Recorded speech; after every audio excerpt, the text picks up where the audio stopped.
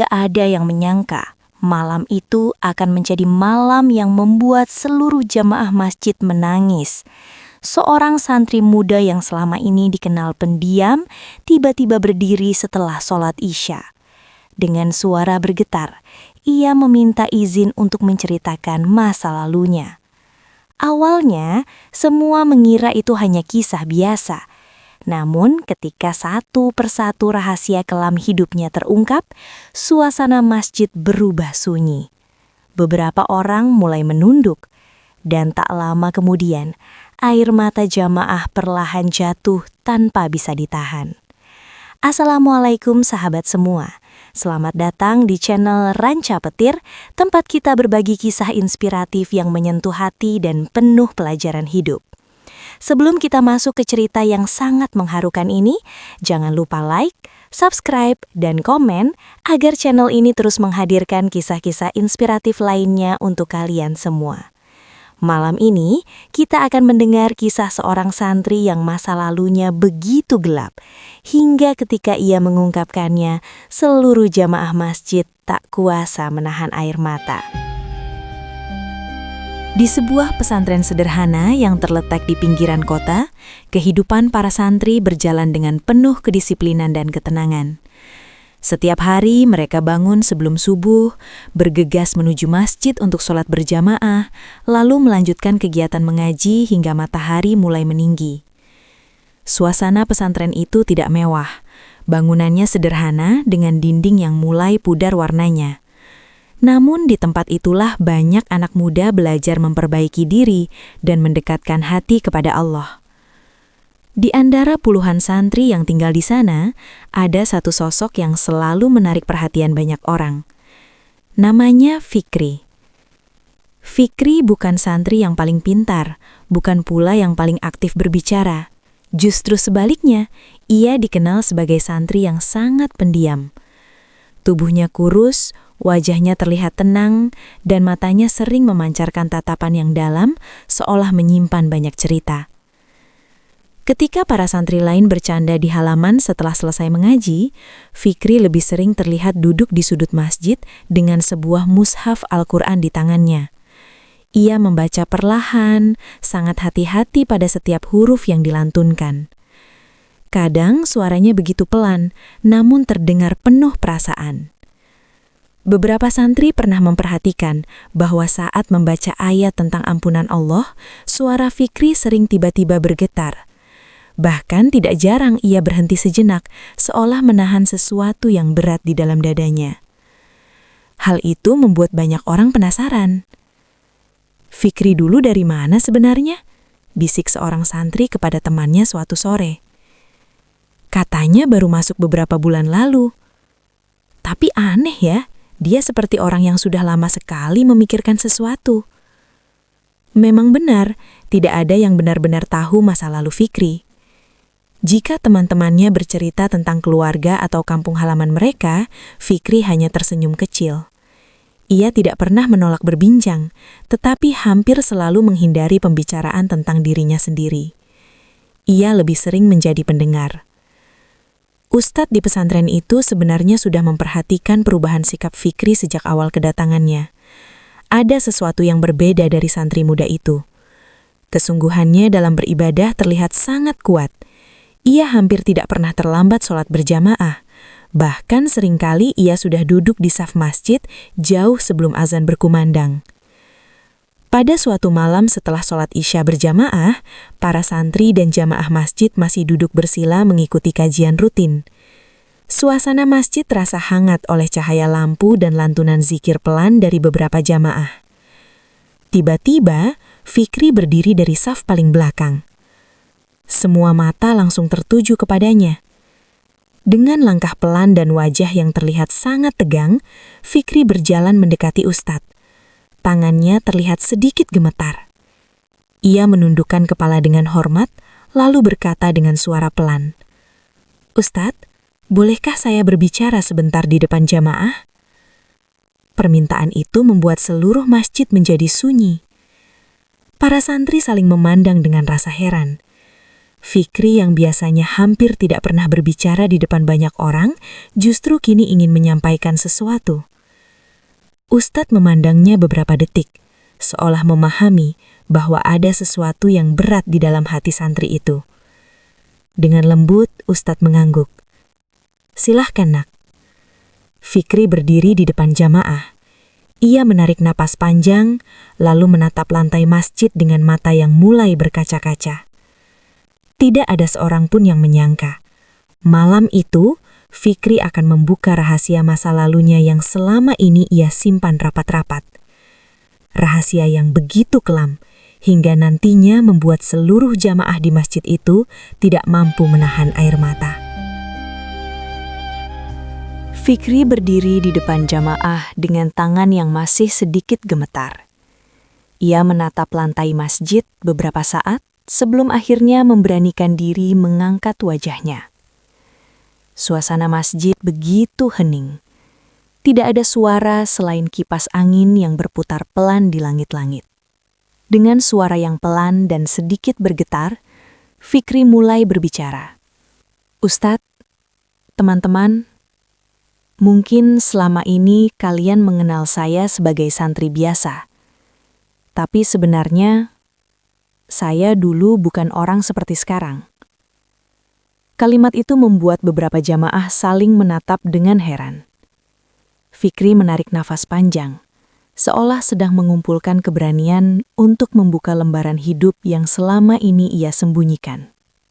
Ia bercerita bahwa sebelum datang ke pesantren, hidupnya sangat jauh dari nilai-nilai agama. Ia tumbuh di lingkungan yang keras di sebuah kota besar. Sejak remaja, Fikri sudah terbiasa berada di jalanan bersama teman-temannya yang sama-sama hidup tanpa arah. Hari-harinya diisi dengan nongkrong hingga larut malam, balapan motor liar, dan perkelahian dengan kelompok lain. Bahkan, ia sering merasa bangga ketika namanya dikenal sebagai salah satu pemuda yang ditakuti di lingkungannya. "Dulu saya pikir itu hebat," ucap Fikri dengan suara pelan. "Saya merasa kuat ketika orang-orang takut kepada saya. Namun kebanggaan itu ternyata membawa banyak luka bagi keluarganya." Ayahnya sering menasehatinya agar berhenti bergaul dengan teman-teman yang salah. Namun setiap kali dinasehati, Fikri justru marah dan merasa dirinya dikekang. Ibunya yang paling sering menahan sakit hati. Setiap kali Fikri pulang larut malam dengan kondisi berantakan, ibunya hanya bisa memandang dengan wajah penuh kekhawatiran. Kadang ia mencoba menasehati dengan lembut, tetapi Fikri jarang mau mendengarkan. Bahkan, ada suatu malam ketika ibunya menangis di depan pintu rumah karena khawatir anaknya belum pulang hingga dini hari. Namun saat itu, hati Fikri begitu keras. Ia merasa hidup adalah miliknya sendiri. Ia tidak peduli dengan perasaan siapapun, bahkan orang tuanya sendiri. Di dalam masjid, beberapa jamaah mulai menundukkan kepala. Cerita Fikri perlahan menyentuh hati mereka. Fikri melanjutkan ceritanya dengan suara yang semakin lirih. Ia mengaku bahwa dulu ia hampir tidak pernah sholat.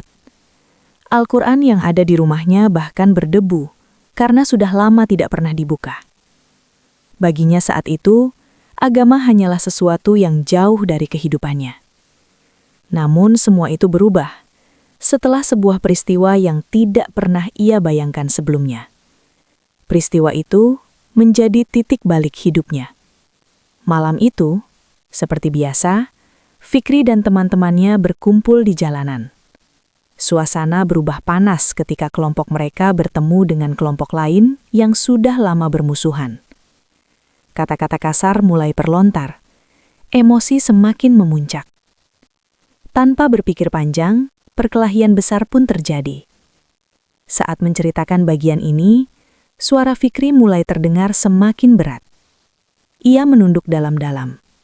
Dan malam itu, saya melakukan sesuatu yang sampai sekarang masih membuat saya takut mengingatnya. Masjid kembali menjadi sangat sunyi. Semua orang menunggu kelanjutan cerita itu dengan perasaan tegang. Tidak ada yang tahu bahwa peristiwa malam itulah yang nantinya akan mengubah hidup Fikri dan membawanya hingga berdiri di depan jamaah masjid malam ini.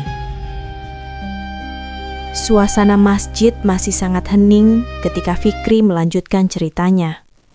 Semua jamaah menunggu dengan penuh perhatian. Beberapa santri bahkan menatapnya tanpa berkedip, seolah tidak ingin melewatkan satu kata pun dari kisah yang sedang ia ungkapkan. Fikri menunduk sejenak, lalu menarik nafas panjang. Malam itu, perkelahian benar-benar tidak terkendali, katanya pelan. Di jalanan yang gelap, suara teriakan dan benturan terdengar di mana-mana. Orang-orang saling mendorong, memukul dan melempar apa saja yang ada di sekitar mereka. Emosi yang memuncak membuat semua orang kehilangan kendali. Fikri yang saat itu masih dipenuhi amarah ikut terlibat di tengah keributan. Ia berlari mengejar seseorang dari kelompok lawan. Dalam keadaan emosi, ia mendorong orang itu dengan sangat keras. Orang itu terjatuh. Tubuhnya menghantam aspal dengan suara keras. Pada saat itu Fikri tidak terlalu memikirkan apa yang terjadi. Ia mengira orang tersebut hanya terpeleset atau pingsan karena benturan biasa. Dalam kekacauan itu, semua orang akhirnya berlarian ketika suara sirine polisi mulai terdengar dari kejauhan. Malam itu berakhir begitu saja. Namun keesokan harinya sebuah kabar datang yang membuat Fikri merasa seperti dihantam petir. Salah satu temannya memberitahu bahwa orang yang terjatuh malam itu mengalami luka serius di kepala dan harus dirawat di rumah sakit. Mendengar kabar itu, jantung Fikri berdegup sangat keras. Untuk pertama kalinya dalam hidupnya, ia benar-benar merasa takut. Ketakutan bukan karena polisi, tetapi karena ia sadar bahwa perbuatannya bisa saja merusak hidup orang lain. Hari itu Fikri pulang ke rumah dengan langkah yang sangat berat. Kepalanya dipenuhi pikiran yang tidak karuan. Bayangan orang yang terjatuh di aspal terus terlintas di benaknya. Sesampainya di rumah, suasana begitu sunyi. Lampu ruang tamu masih menyala, namun tidak ada suara televisi seperti biasanya. Ketika Fikri berjalan perlahan melewati ruang tengah, ia melihat sesuatu yang membuat langkahnya terhenti. Ibunya sedang sholat. Di sudut ruang kecil rumah mereka, ibunya berdiri dalam sholat tahajud.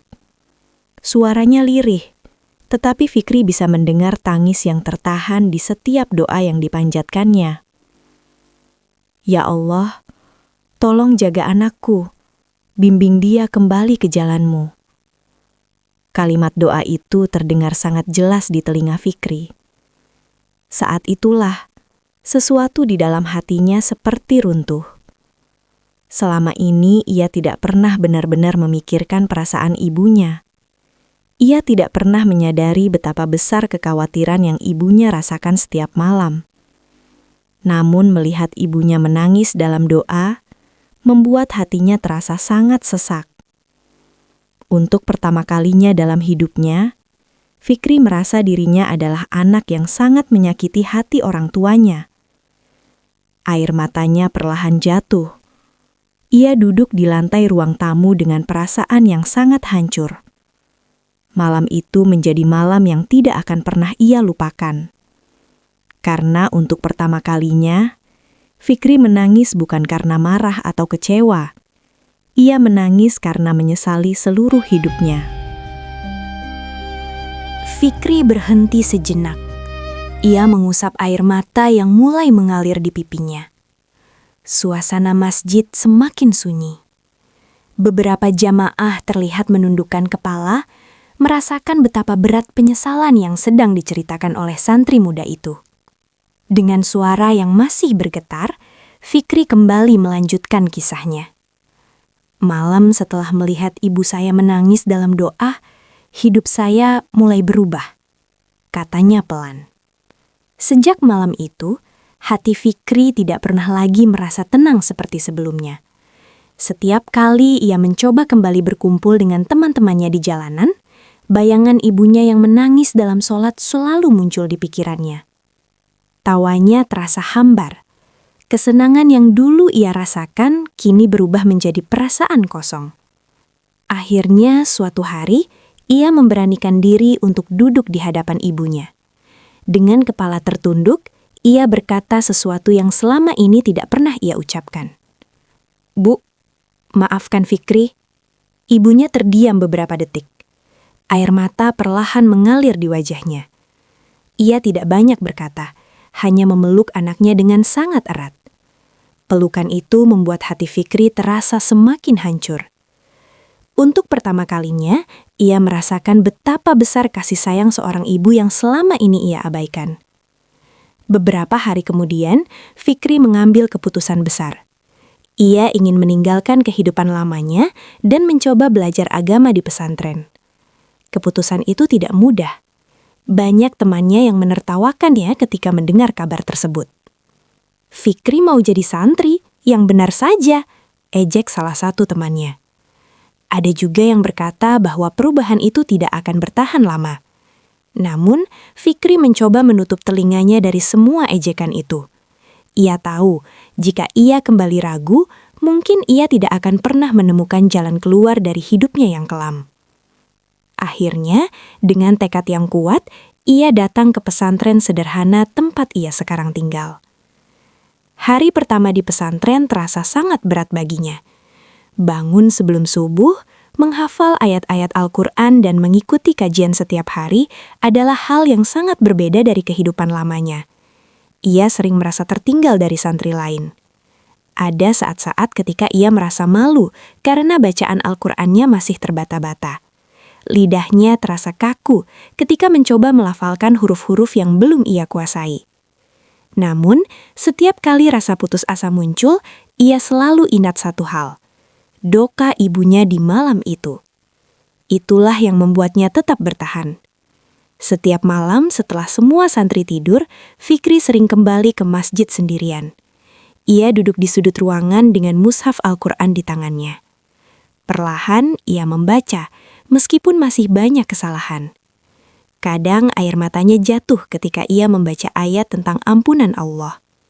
Di dalam hatinya ia terus berdoa. "Ya Allah, jika Engkau masih membuka pintu ampunan, izinkan aku menjadi orang yang lebih baik."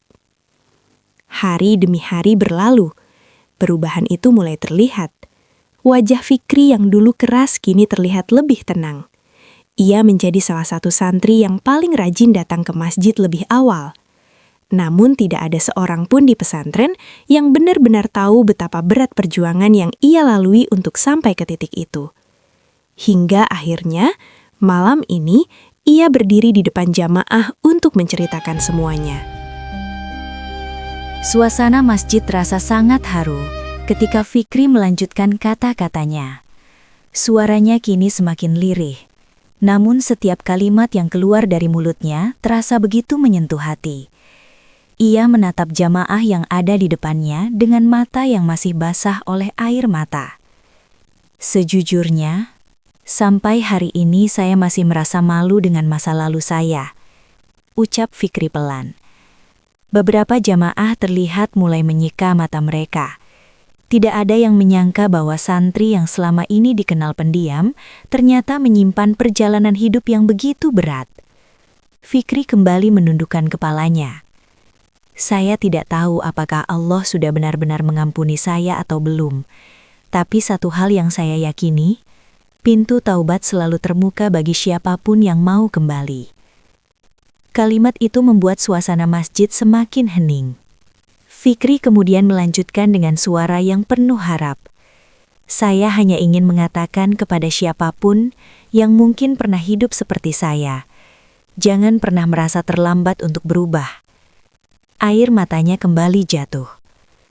Meskipun masa lalu kita sangat kelam, Allah tetap membuka jalan bagi kita untuk pulang.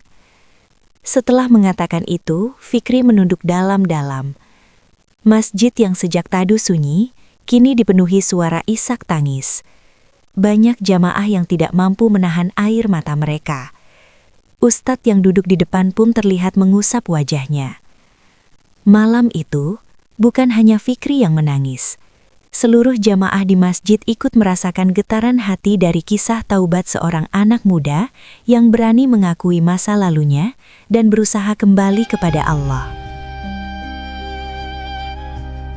Kisah ini mengajarkan bahwa tidak ada manusia yang benar-benar terlambat untuk berubah. Masa lalu yang kelam tidak harus menentukan masa depan seseorang. Selama seseorang masih hidup dan mau kembali kepada Allah, pintu taubat selalu terbuka. Yang terpenting bukan seberapa buruk masa lalu kita, tetapi seberapa kuat tekad kita untuk memperbaiki diri hari ini. Jangan pernah meremehkan kekuatan doa orang tua, dan jangan pernah putus asa dari rahmat Allah. Sahabat semua, semoga kisah ini bisa menjadi pelajaran dan inspirasi bagi kita semua.